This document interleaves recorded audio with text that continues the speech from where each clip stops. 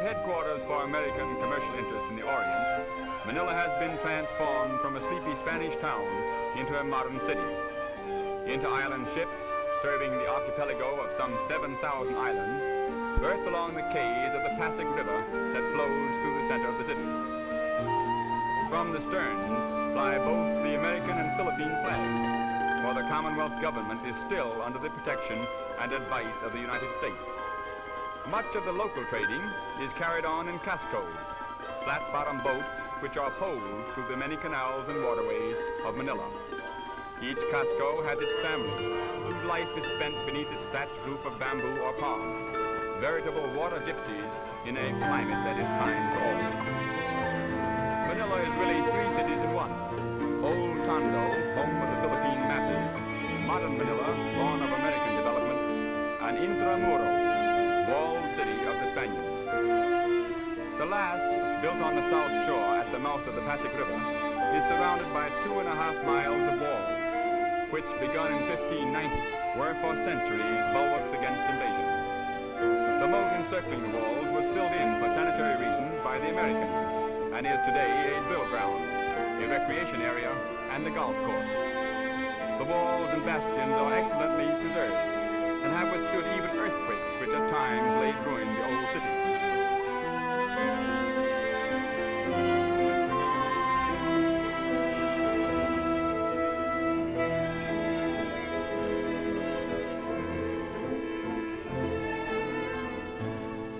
In the bastion of the Royal Gate is Manila's famous aquarium.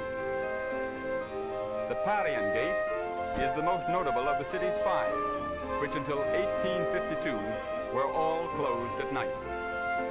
Within the walls, little has changed since the days of Spanish rule. The main shopping street, Calle, chiefly catering to tourists, presents a picture of busy activity and colorful traffic. The projecting balconies and grilled windows are reminders of old Spain. The Franciscan Church, more than 200 years old, is one of the many places of worship within walled Manila. For the Spaniards converted the Filipinos into the only Christian peoples in the Orient long before the Pilgrims landed at Plymouth Rock.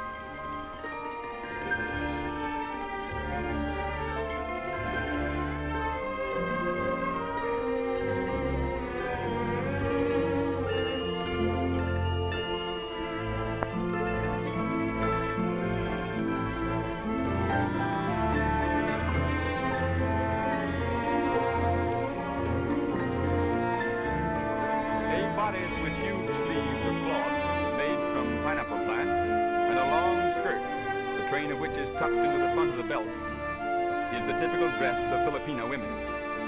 Facing quiet McKinley Square is the cathedral, built in Byzantine style a little more than 60 years ago, as a successor to other cathedrals destroyed by earthquakes.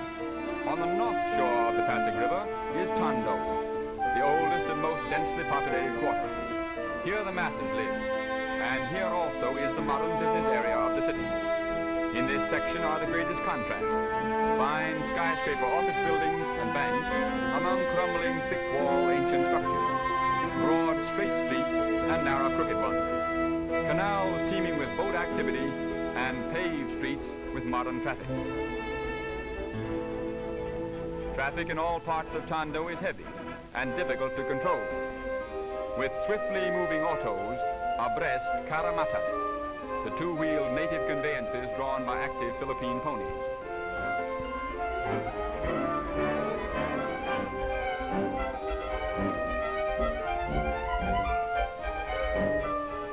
The oldest and still the main business street of Manila is the famed Escolta, a congested narrow thoroughfare 5 blocks long, which parallels the river between Plaza Moraga and Plaza Goiti. On it face most of the fine shops and department stores of the city.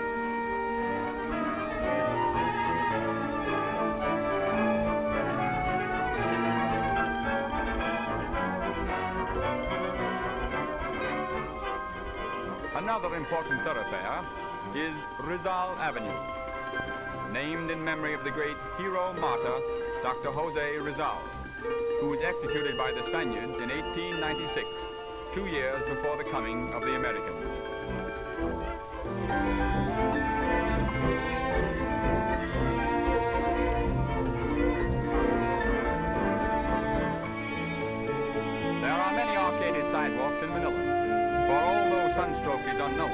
it is more pleasant and cooler to keep in the shade during the heat of the day.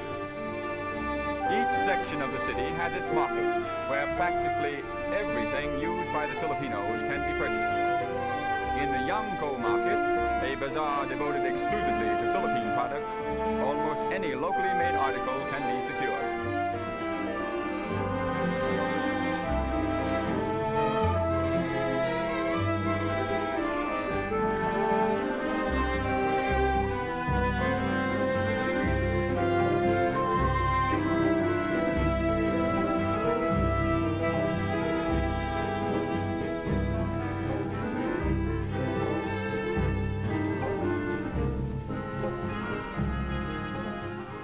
Two-wheeled caromata and caratella are the principal conveyances of the Filipinos.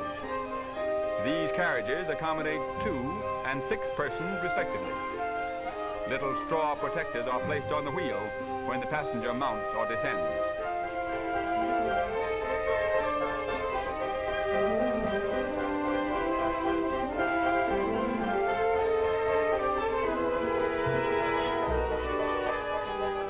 The Philippine beast of burden is the carabao. There are more than 2.25 million of these patient, hard-working animals in the island, and their slow pace is appreciated by their easygoing masters. In addition to modern motor transportation, the horse-drawn bus still holds an important place.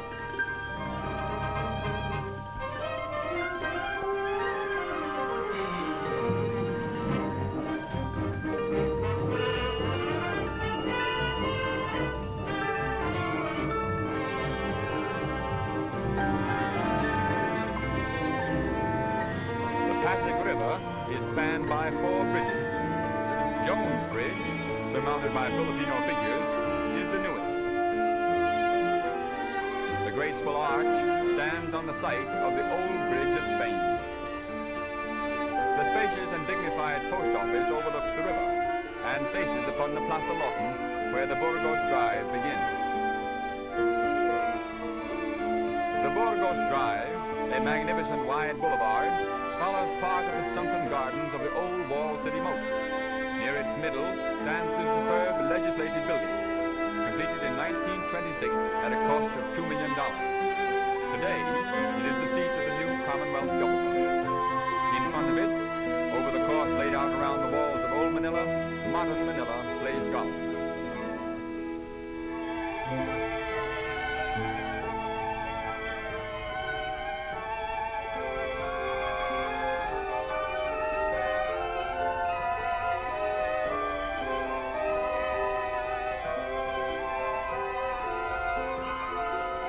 A residential section where many beautiful homes and the best hotels are situated is Ermita. The famous Manila Hotel overlooking the bay is one of the finest air-conditioned hotels in the tropics. In Ermita are also the buildings of the University of the Philippines, a government institution which embraces wide fields of learning and offers excellent educational opportunities to all. Contrasting greatly with the narrow, irregular dirt streets of famed Manila are the wide, well-paved avenues and boulevards of the American city. Great shade trees overarch many of the avenues, and palms or colorful flowering trees line other arches. Dewey Boulevard, the pride of Manila, is built upon reclaimed land along the shores of the bay, an ideal location for the many residences of which the city boasts.